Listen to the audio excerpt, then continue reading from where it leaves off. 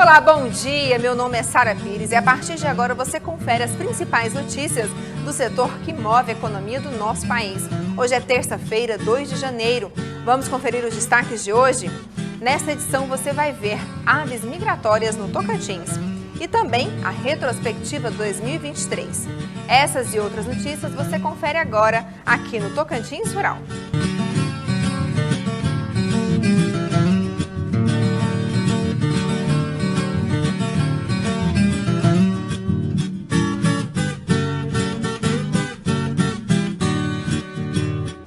As aves limícolas são um grupo de espécies aquáticas que utilizam zonas entre marés e ambientes próximos a corpos de água e alagados de pouca profundidade. Vamos saber mais?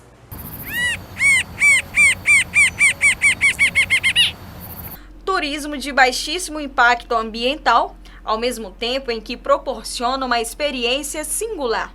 A observação de aves é um segmento do ecoturismo que vem crescendo muito nos últimos anos no Tocantins. A prática não tem limite de idade. Pode ser feita de qualquer lugar e não precisa de nenhum tipo de formação específica para virar adepto. Alguns observadores, com o passar do tempo, eles vão adquirindo equipamentos e vão avançando. Mas para quem é iniciante, a ideia é que você mesmo, se tiver binóculo ou não, ou às vezes com celular, com máquina fotográfica, simples que seja, comece a observar, né? Comece a praticar. Isso pode ser até no quintal da sua casa, a gente pode fazer, né? Com o passar do tempo você pode ir avançando e indo a lugares mais naturais possíveis para ir observando um número maior de aves, né? A partir daí o observador vai começar a ter uma percepção muito maior e melhor do que é a natureza em si, né? Além disso, quem passarinha também vê benefícios para a saúde. O seu olfato vai se aguçar mais, você vai sentir mais o cheiro da mata, o seu ouvido vai se aguçar mais, né? Se você tem problemas com depressão ou ansiedade ou estresse, né? É uma atividade excelente para praticar e isso pode ser feito desde criança até idosos sem nenhuma restrição. A dica para ter sucesso na empreitada é acordar bem cedinho para acompanhar a rotina dos pássaros. A principal rotina é acordar cedo, porque as aves têm atividades muito cedo da manhã, né? Então, a gente que é do Tocantins, que costuma ter tempos muito quentes em determinados horários, então quanto mais cedo acordar, melhor. As aves limícolas são aquelas que dependem de ambientes úmidos e buscam o alimento nas zonas entre marés e margens de corpos aquáticos. Algumas dessas aves migram centenas de quilômetros, sendo que outras atravessam os extremos dos hemisférios em poucos dias e chegam até a nossa Praia da Graciosa. As aves limícolas, nesse período agora, a partir de agosto, né, até o final do ano, a gente tem recebido a visita delas, né, que elas estão migrando e a gente faz o monitoramento, né, da Praia da Graciosa, onde a gente já observou pelo menos 3 espécies vindas, né, do norte, né, que a gente consegue ver a presença delas aqui, não só em Palmas, né, a gente faz trabalho voluntário lá, mas tem outros locais, né, que também foram identificados por ornitólogos e outros observadores.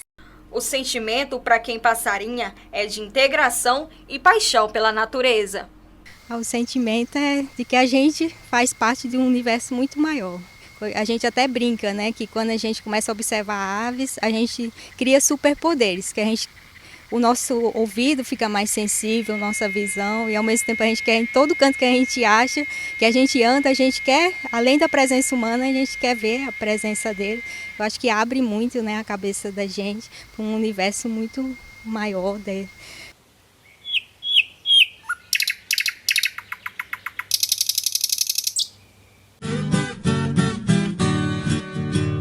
Agora eu vou falar desse grande parceiro que nós temos aqui no Tocantins Rural, a Primavia Motors, que está em seu novo complexo com várias marcas e com muitas novidades. Para você, tudo em um só lugar. Escolher a sua marca e também o seu veículo.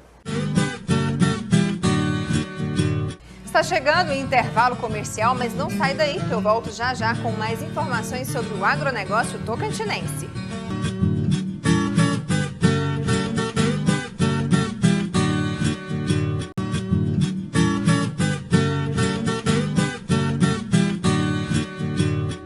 Estamos de volta com o Tocantins Rural aqui na programação da TV Norte SBT.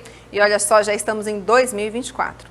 Agora nós vamos falar sobre a 28ª Conferência do Clima das Nações Unidas, que foi realizada em dezembro do ano de 2023 e foi marcada pela maior presença de povos tradicionais em toda a história das COPs. Estivemos na edição deste ano, do ano de 2023, que foi realizada em Dubai, e entrevistamos a presidente da FUNAI. Acompanhe!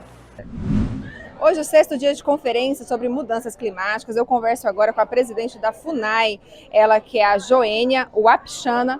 Muito bom participar com você aqui da Conferência das Nações Unidas para Mudanças Climáticas. Eu queria que você falasse do contexto geral, o que a FUNAI traz para a COP. A FUNAI ela tem esse papel importante na regularização fundiária das terras indígenas. E os povos indígenas têm tratado essa COP como uma oportunidade de mostrar para todos os participantes da COP, as partes, que é estratégica a demarcação das terras indígenas para um plano de enfrentamento às mudanças climáticas. A FUNAI veio apresentar aqui o que já avançou esses últimos 4 anos.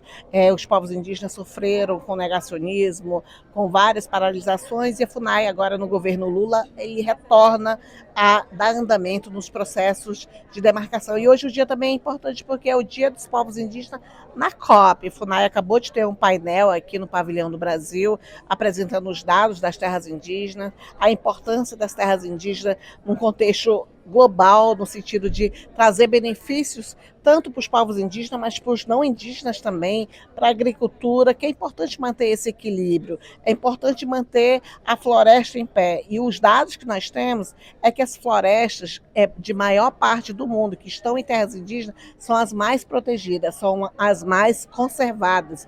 E graças à atuação dos povos indígenas, com toda a pressão que sentem, com todas as ameaças e o risco, ainda tem esse papel de proteger e protege com sua própria vida. Então a gente precisa incluir os povos indígenas, tanto nos processos de negociações, como também nos programas e nos financiamentos que vão apontar soluções e estratégia nesse enfrentamento global a essa crise climática, principalmente no Brasil, que nós temos enfrentado aí o El Niño, tanto a estiagem, a seca na Amazônia, como as enchentes no Sul.